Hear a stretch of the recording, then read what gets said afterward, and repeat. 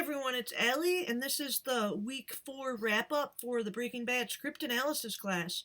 And this week we turned our attention a little bit from Walt and Jesse to Walter's wife, Skyler. And I just looked at the discussion forum and added my own posts, and I'm really um, impressed, I guess, by the level of discussion that's already taking place in the discussion forums about gender. And this can be kind of a complex thing to talk about.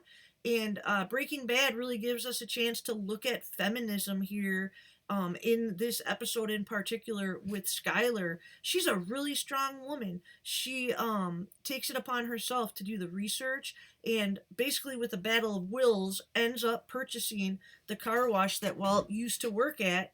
And this is a much better money laundering scheme than Walt had. And so watching Skylar kind of, assert her uh, intelligence and to get this job done is really an interesting thing to see in what is primarily a male centric show. And many of these television dramas that deal with the anti hero do have this male point of view. And so I really appreciate that in Breaking Bad, we get to watch the trajectory of, the kind of everyday chemistry teacher, the everyday guy, turn into a villain. But we also get to watch what happens to his wife. And she's not just a character who doesn't grow. She also develops, and her trajectory very much mirrors Walt. She doesn't turn into Heisenberg. She doesn't go down the rabbit hole to that degree. But she is a fully developed character, and we see how these changes that Walt is making for the family also impact Skylar because she is a devoted wife to some degree and very much a devoted mother. She wants what's best for her children, and she understands the situation that Walt has gotten her in, and she is doing her very best to still come out of things in the best way that they can. And so, looking at feminism and how our own genders impact the characters that we are dealing with is really interesting. And that's one way we can look at gender studies in a show like Breaking Bad. We've also been doing gender studies discussions throughout this semester, particularly when we've been looking at Jesse. Jesse has a lot of different roles being played. Sometimes he's more of a son figure, and sometimes he's the father figure. And when we watched that episode Peekaboo in season 2, we saw how those that complex relationship with children that Jesse comes across with in this series. It's really an interesting aspect, and that's part of gender studies as well. So I kind of focused a little bit more on feminism here this week, but those looks at fatherhood, at being a son, at the male parts of this show that we have focused on earlier are also part of gender studies, and so that's important to know. Also, this lens, either feminism or looking at gender studies more with the fatherhood lens, is something you could do for the final papers.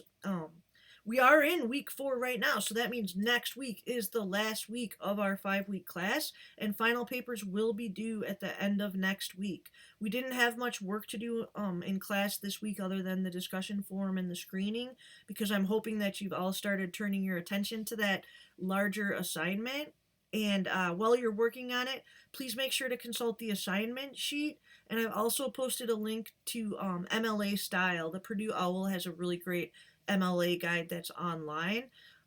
Also, if you have questions as you're working on this, don't hesitate to ask. I can either talk to you through email or a chat, or if you desire, we could meet via Zoom or even on old-fashioned telephone. So I'm here to help you as you're working on this paper. I know that it's a lot to get done in just 5 weeks to wrap all of this up.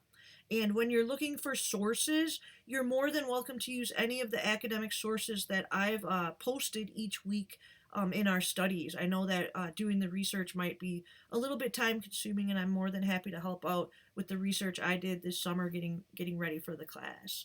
I've really appreciated this class so far. I'm looking forward to the final papers. I'm still finishing up grading director's choice assignments.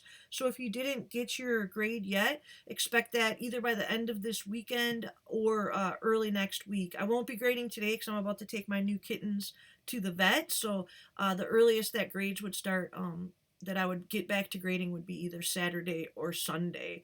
So again, thank you for your attention so far this semester, and we'll be working on our final papers next week, as well as screening what's my favorite episode of Breaking Bad, Ozymandias. And this is an episode that's named after a poem by a famous poet named Percy Shelley. And the poem really discusses kind of like the fall of greatness and the aftermath, and how art kind of keeps that greatness present.